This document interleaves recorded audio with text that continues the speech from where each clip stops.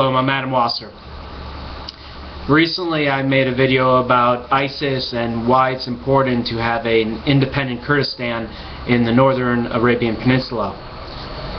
When I was making this video, I mentioned the Kurdish situation with the Turks, and it brought me to light about the Armenian situation with the Turks, and that we are on the 100th anniversary of the Armenian Holocaust. 100 years ago, there was an empire in the Middle East. It was called the Ottoman Empire. It stretched at one point from Morocco to Yemen, from Iran to Istanbul to Vienna in Austria. As time went on, it decreased, and it felt the need to take Christians, to take Jews, to take whoever, and convert them to Islam by grabbing them when they were children, and as they were children they would grow them into warriors, Islamic warriors. This is why today you have Muslims in Albania and in the former Yugoslavia, because the Ottomans forced or convinced the people of these regions to convert to Islam.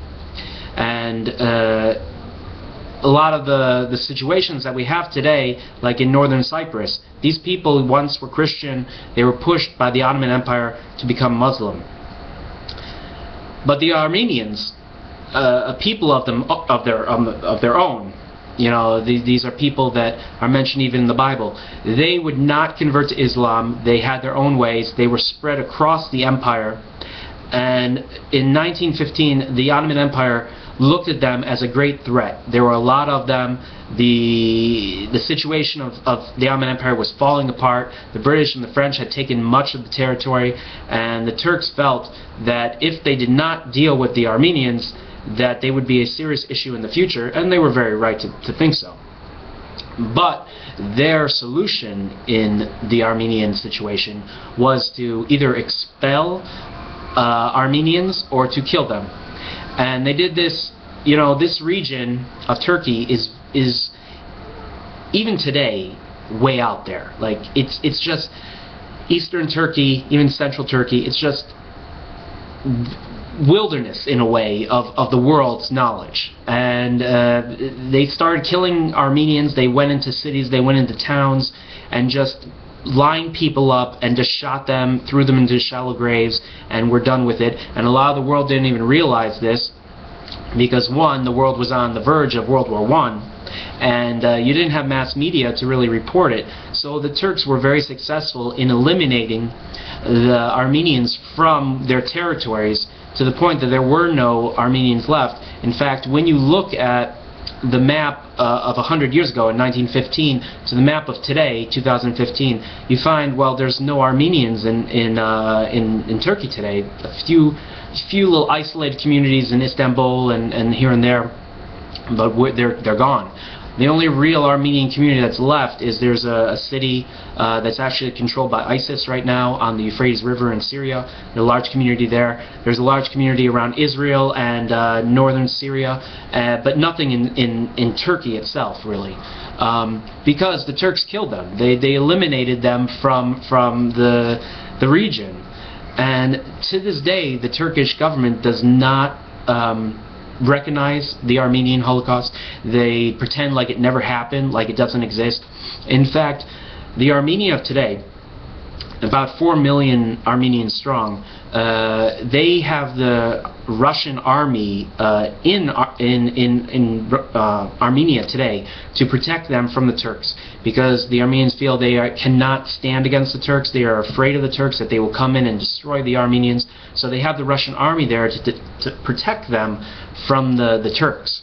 And a lot of Armenians do not want the Russian army in Armenia, but the fear of Turkey is so great that they just feel they have no choice but to have the Russian army in Armenia. There are 10 million Armenians across the world today.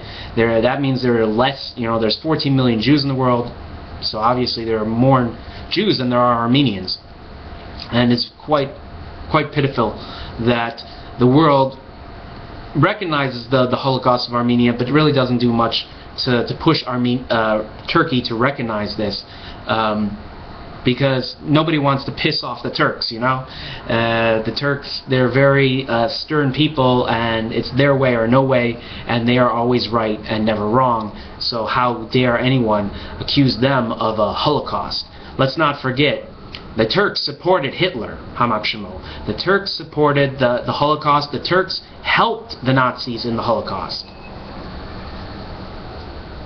But they're Turks, so let it go. Be done with it, because the Turks are too important to admit to their affiliation with neo-Nazism.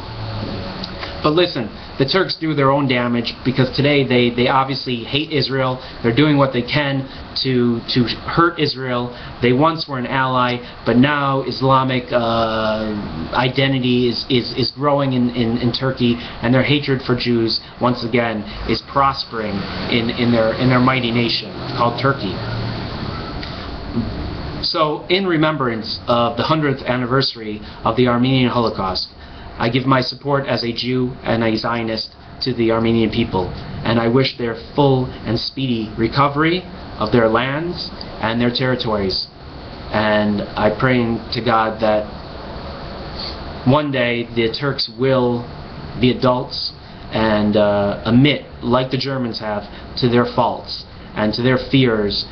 You know, listen, in practical sense, when you have a large body of people in your country that you're fearful that they may take a lot of your territory because they live in that territory, you can either push them out or you can kill them. I personally think you can push them out, and that is controversial, but sometimes the reality is the reality, and we just have to deal with it. The Turks went too far. They killed these people. They went up and killed women and children and babies and lined them up and shot them dead.